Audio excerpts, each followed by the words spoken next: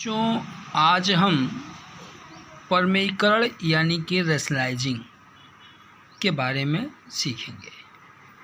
बच्चों, किसी अपरिमेय संख्या में यदि हम किसी संख्या से गुणा कर दें और वह अपरिमेय संख्या परिमेय हो जाए तो इस क्रिया को हम कहते हैं परमेयीकरण। और जिससे आपने गुणा किया है उसको कहते हैं परमेयकारी गुणक। यानी अगर हम √3 में बच्चों किसी संख्या से गुणा कर दें और जो गुणनफल हो परिमेय हो जाए, अपरिमेय से परिमेय हो जाए, तो जिससे आपने गुणा किया हो उसको कहेंगे इसका परमेयकारी गुणक और इस क्रिया को कहेंगे परमेयीकरण। अब आप बताइए √3 में हम कितने से गुणा करें कि परिमेय हो जाए। अगर हम √3 में √3 से गुणा कर दें तो बच्चों ये हो जाएगा 3। इसका मतलब अपरिमेय से ये हो गया परिमेय। तो आपने समझ लिया होगा कि ये जो संख्या थी जिससे आपने गुणा किया है वो इस संख्या का परमेयकारी गुणक हो गया और यह क्रिया क्या हो गई, परमेयीकरण। ठीक है ना। अगर आपसे बच्चों कहा जाए √8, अब देखिए √8 को आप सरल करोगे तो हो जाएगा 2 × 2 × 2, 2 का जोड़ा बना, ये हो गया 2√2। ये तो परिमेय हो गया लेकिन ये अपरिमेय रह गया। और जैसा कि आप जानते हैं एक परिमेय और एक अपरिमेय का गुणनफल हमेशा अपरिमेय राशि देता है। अगर इसका जोड़ा बना था इसका भी बन जाता, यानी अगर एक √2 से और हम गुणा कर दिए होते तो बच्चों ये 2 हो जाता और ये 2 दूनी 4 हो जाता। इसका मतलब ये था कि √2 क्या हो गया, √8 का परमेयकारी गुणक हो गया। अब परमेयकारी गुणक तो √8 से भी करते तो 8 हो जाता, लेकिन सरलतम परमेयकारी गुणक कौन होगा, वह छोटी से छोटी संख्या जिससे गुणा करने पर क्या हो जाए, दी गई अपरिमेय संख्या परिमेय हो जाए। ठीक है। तो आपने परमेयीकरण और परमेयकारी गुणक के बारे में देखा। बच्चों, अगर यह संख्या कुछ इस तरह हो जाए 2 + √3, इस टाइप की अगर इस तरह की संख्या हो जाए तो देखिए अंश तो इसका परिमेय लेकिन हर अपरिमेय है और हर में 2 पद हो गए, है ना। बीच में प्लस या माइनस आ गया तो ये 2 अलग अलग संख्याएं हो गई, है ना। तो ऐसे में बच्चों इसको हम किससे गुणा भाग कर दें कि इसका हर परिमेय हो जाए। अगर हम बात करें 1/2 + √3 की तो बच्चों इसके संयुग्मी यानी बीच का चिन्ह अगर हम बदल दें और इससे इसमें गुणा कर दें तो जो इसका हर है वो अपरिमेय से परिमेय हो जाएगा। कैसे, अभी देखते हैं। ठीक। लेकिन जिससे गुणा आप नीचे करते हो उसी से गुणा आपको अंश में भी करना पड़ता है। तो आपने कर दिया अंश में गुणा। अब देखिए ये हो गया, इसका गुणा 1 में किया तो 2 - √3 ही हो गया। परंतु ये आप देखें ये a + b में a - b का गुणा करने से गुणनफल a² - b² होता है। a² यानी 2 का स्क्वायर 4 - b² √3 का स्क्वायर 3, 4 से 3 गया 1।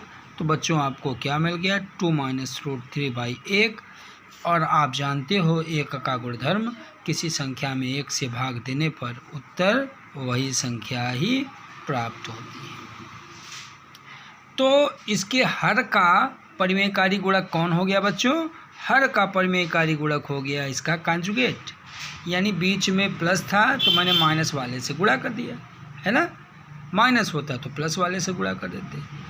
अब इसी क्रम में बच्चों अगर हम किसी संख्या में प्लस माइनस के द्वारा 3 पद ले लें, अब इसका कॉन्जुगेट क्या होगा, इसका परमेयकारी गुणक क्या होगा।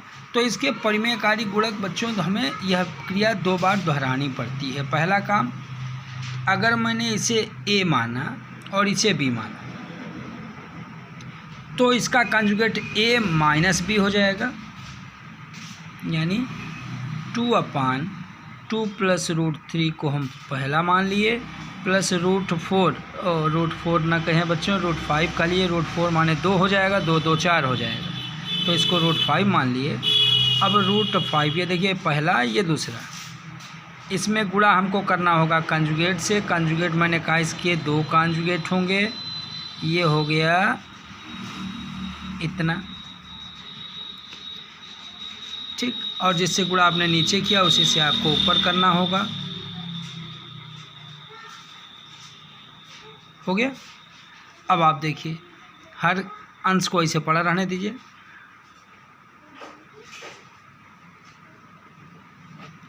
और बात आप जब करोगे हर की, तो ये a plus b into a minus b, a square माने 2 प्लस रूट 3 का स्क्वायर और माइनस बी स्क्वायर रूट 5 का स्क्वायर हो गया 5। इसको a प्लस बी के होल स्क्वायर से खोल दीजिए बच्चों।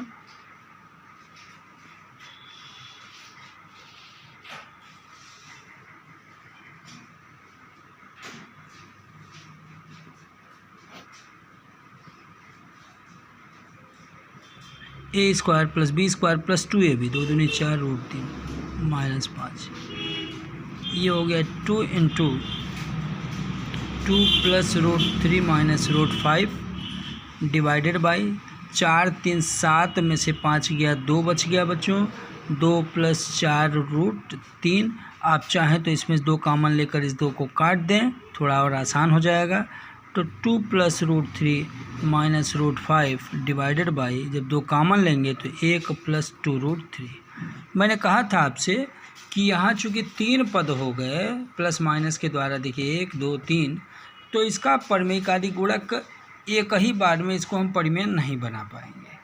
तो पहले मैंने सरल करके इसको 2 में बदला। अब इसके कंजुगेट यानी कि किससे, 1 माइनस 2 रूट 3 से ऊपर नीचे गुणा करके, अब जो उत्तर आएगा बच्चों, इससे हर जो प्राप्त होगा हमें, आप देख लीजिए, a plus b into a minus b बराबर a स्क्वायर, 1 का स्क्वायर 1 माइनस बी स्क्वायर, 2 का स्क्वायर 4 तिहाई 12।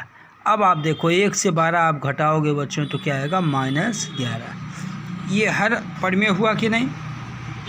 तो यानी अगर इस तरह 3 मिल गए तो आपको यह क्रिया तब तक दोहरानी है जब तक कि हर उसका परिमेय ना हो जाए। इस प्रकार बच्चों आप भिन्न भिन्न प्रश्नों को पुस्तक से नोट करके परिमेयीकरण करेंगे। जिस प्रश्न में आपको दिक्कत आएगी आप बताइएगा, उसका सलूशन आपको प्रोवाइड करा दिया जाएगा। Thank you.